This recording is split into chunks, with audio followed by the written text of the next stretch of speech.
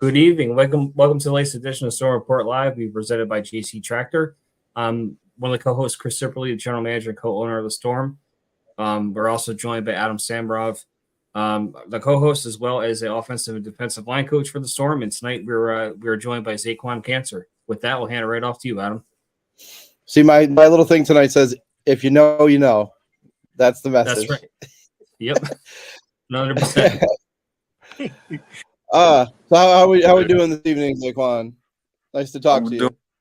I'm doing great. I just came home from a win from the girls flag football team that I coach. We just played Shen. Yeah, we played Shen. We won 20-13. It was a great game. Excellent. I love the fact that Section 2 has embraced the girls flag program. Yeah, we just talked about that. Yep, off camera. Yep, it's big. It's huge. Just to give a spotlight to the girls, I think it's great because they definitely have talent in football too, and a lot of the girls they're just showing it as raw talent too. Mm-hmm. And I'm assuming by the A on there, that's Albany, right? Yeah. The Albany Falcons. Let's go. Yeah, there it is.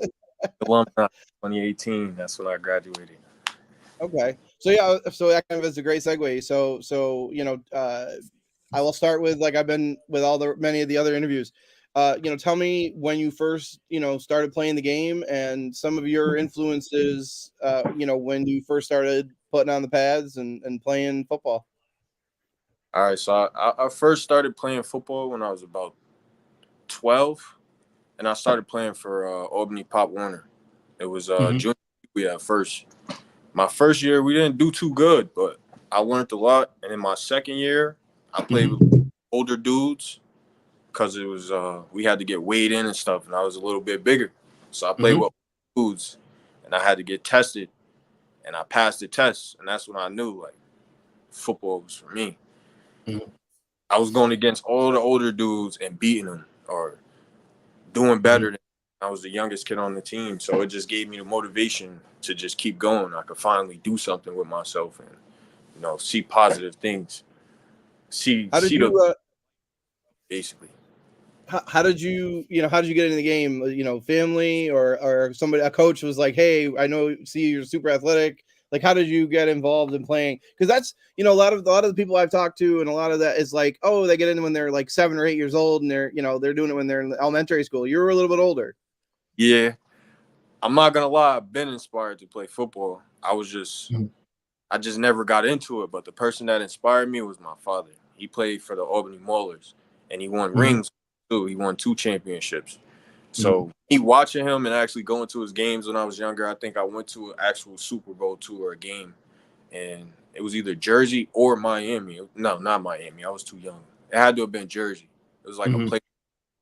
Just experiencing that and watching my father play and then watching all his friends play together and seeing how they are now and what my father's doing now, it motivated me.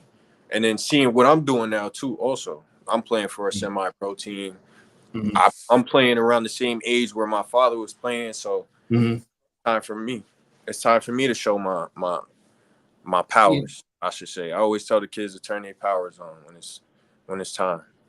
No, that's a great way to put it, because I think, like, especially at a young age, I think a lot of times kids kind of don't really know. It's almost like an inside-outside voice, like, sort of thing, where, like, it, you gotta learn how to, like, get that mindset, and, like, the easiest way to do it is to relate to something relatable, and, like, that's a really, really great way to put it. It's like, turning it on and turning it off. Like, that's really hard. So, like, you mentioned that your dad played for the Maulers, and I know we aren't playing our home games in Albany, but we are practicing primarily in Albany. But, obviously there's still an element of Bennington. For sure. Does it feel like home because, we are in Albany, or is it still kind of like a process to kind of get acclimated to the whole thing? It feels like home. It feels like home. Just the energy, the vibe. When we go to practice or whenever we meet up, like the meetings and, when we met up before the season started and we started practicing, when we were introducing ourselves, we had the presentations, the first practice, how everybody was hyped to get back on the field. I felt all of that, and it excited me. It got me motivated for the season. So it felt like home. And also, we're practicing on the field that I've been playing on since I first started. Yeah. So what do you think? What do you think the key is to keeping that excitement going? Like, where do you like as a player and also now a coach? Like, what do you feel like is key in order for that momentum to continue? Something that's key is consistency for sure, always. Hmm. But another thing is not being afraid to give that knowledge down to the younger generation or the kids that's younger. That's what motivates me, like keeps the game going, because the game never dies for me. These kids out here, they're getting more talented and more talented. So in a way, it's like I got to make sure I'm on point. I know the type Right. of player, but it's some real talented kids out here. It's real Mhm. talented people my age all over the world. So if you know that you're the player that you are, you should have that fire lit under you. If you know you're that one, and you're that guy, or whatever the case may be, you should have that motivation. But that's one of the things that, carries the game along for me. Just watching how the kids operate and just seeing natural raw talent and then seeing what I can do with my talent too to improve and also help them in the Well, process. set a good example too. Like that's the thing. Like everybody, you never know who's watching, and as they say, it's what you do when no one is watching. To some extent, but somebody. And I mean, the goal obviously would be as we move along here is to be able to bring. I know we've talked about it, but bring the Pop Warner kids to a practice and or a game and really interact with those people and really like again it's passing the torch. Trying to do the right things and set good examples. Right. The role is being role models. I think we're in a situation where we can have kids, whether they're Albany kids or Bennington kids or all of the above, Hmm. and to show them like, hey, we're doing good things, we're doing the right things, follow that lead, do the right thing, be a good person, that kind of thing, and we can really show that to the kids. Sure. And one thing I've always said whenever I've had conversations with the kids, sports in general, but football saved my life. It was a way for me to channel certain energy. It was a way for me to channel my anger, channel Hmm. certain things going on in my life that I don't fully understand or don't feel like talking about. Football was that thing that I could release and be free and then be done. And then I feel like I'm brand new again or I'm refreshed. So I don't know. It's Right. something that's therapy for me. I felt like it was a good outlet. And that kind of segues into the next thing I was going to ask about your high school, playing at Albany, um, you know, there's a lot of expectations, and there were years when Albany didn't do very good. Obviously, that's changed recently.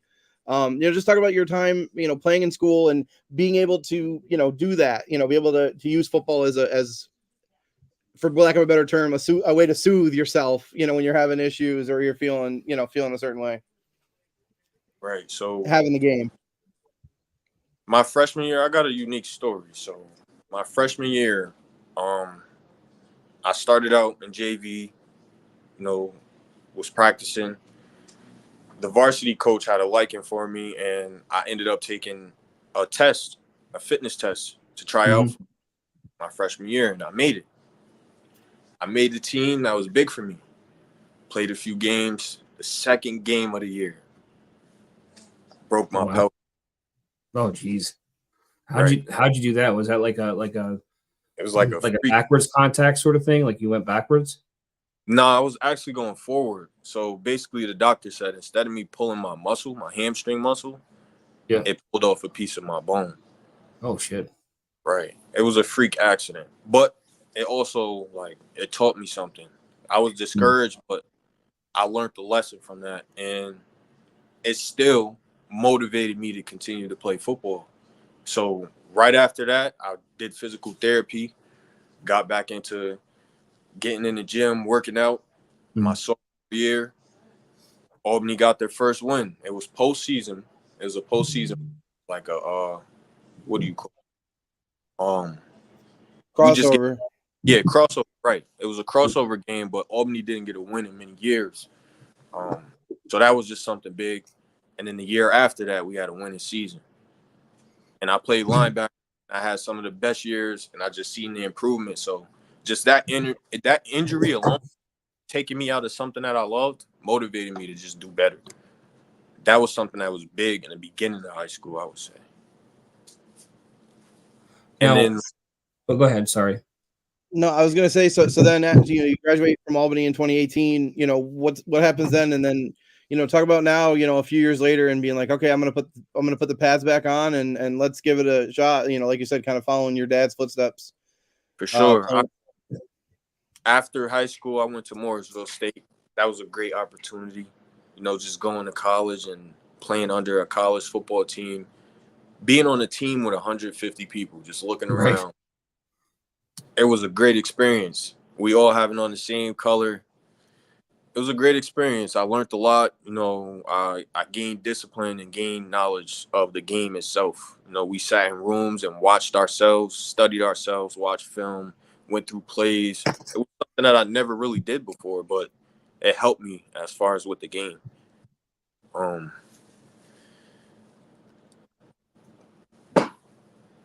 Something in college also, it gave me the knowledge of understanding myself.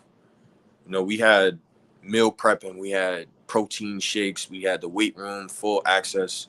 When I was able to do those things and I really took advantage of it and I seen how my body turned out, it gave me a different type of feeling, just taking care of myself and seeing. That was actually another question that I had for you, and I'm sorry if I caught you off. I didn't mean to.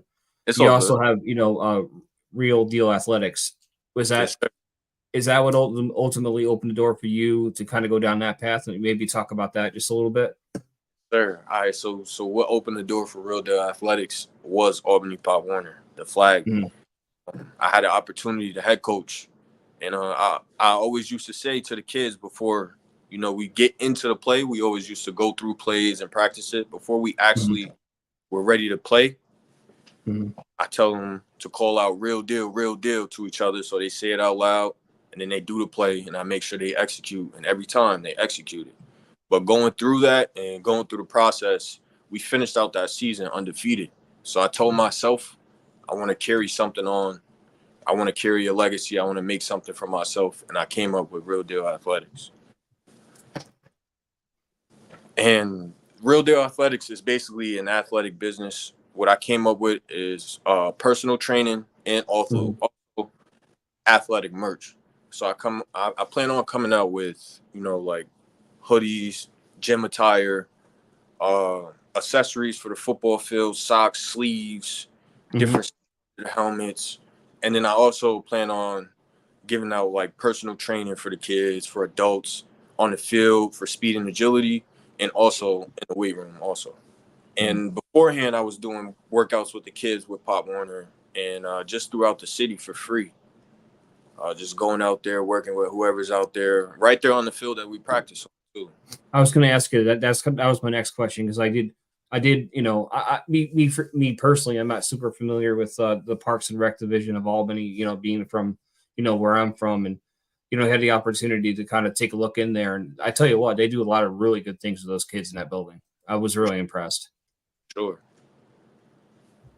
I also worked for an organization called Kids Club Discovery Center, and that's where I gained a great relationship with a lot of the kids throughout the city.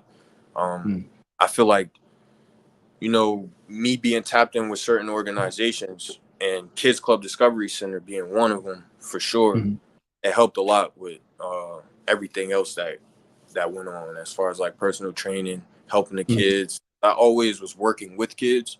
So being able to, give them that extra motivation and work with them and show them that they're actually capable of making it to college and making it to the NFL possibly in the future, it helped me all around. So it seems like it's a good thing. Like, you get, people always say like, oh yeah, I do this and I do that, but you are actually like living proof that you're taking something that made you a better person when you were growing up and now giving it to the next group coming in. And sure. I think that's admirable, to be honest. So I feel like big. Oh, go ahead. My bad. Go ahead. I feel like just pushing that narrative or just pushing that, you know, it's still a way because I feel like a lot of these kids are lost, and I'm slowly getting them back based off of the position that I'm in right now. You know, I'm a hall monitor in Albany High School, so I'm direct. I'm right in front of all of them. You know, it's 5,000 kids walking through there, and I say, "What's up?" Wow. You know, high spirits, but you know, it feels good being able to get kids to start playing a sport or get kids to start working out or just changing their mindset to do something better than what's going on outside. It's a lot of opportunities out there, and you know, for me, football was one of them. It was one of my outlets. It was something that I was good in. But, you know, just promoting that positivity and promoting change is what I'm on. And that's what I stand for, Real Deal stands for. And like, you'll pretty much see that when you see me on the field as far as what discipline and, you know, my mannerisms, everything. And I know it'll rub off to my teammates, of course. It'll rub off to my teammates and you guys for sure. Just the energy. There's a question on the bottom here, and that was actually the next question I was going to ask because you know you're pretty, you know, for me you're very inspirational. You know, here I am sound like an old man, but a inspirational young man. Now being able to, you know, get back into the pads, what does it mean to play for the Storm? You know, for you. I feel like this feels amazing. I'm not gonna lie. I feel like this feels amazing. It's gonna be my best type of play. I feel I'm more hungrier than ever. I've been itching for a while now to get back on the field, and now that I have the opportunity to get back on the field, it's gonna be a storm. Like the team name is gonna be a storm. I'm telling you. So how long has it been since you've had pads on? Like when did you last play for Morrisville? 4 years ago. Okay. So it's time. COVID. It's time. Is time. now. Yep. It's time. That's right. Yeah, I think that you know, I was at practice, you know, yesterday, and I thought, you know, there was some good moments in terms of guys being able to, you know, guys that never played together before getting a chance to get together and you know, get that bond, a little bit of that bonding. I know the first practice I was not at, but I guess it was, you know, tons of guys there, so really well attended. And you know, it's only like 6 weeks until we actually get to put on the pads. And well, I'm not doing any of that, but I'm too old for that shit. But yeah, you are. but, you know, being able to face somebody in a different color than us, so it's gonna come quick, you know. And I'm looking forward to it. I'm ready to lace them up right now. We could play the game Saturday, Friday. I'm ready. I know my brothers on the team ready too. And I'm gonna, I guess, you know, wrap up this question because we're getting to the, you know, pretty much what our goal is. We have to keep this like 20, 30 minutes. But sure. You are playing with how many of your teammates? Like through, like I'm not saying high school, but like in general. You played with how many people? Top Warner all the way up to high school. Yep. I'll probably say it's about 7 of us that's on the team right now. No, that's awesome. That's because that's great because like that's one, like, you know, from an organizational standpoint, that's what we're trying to find.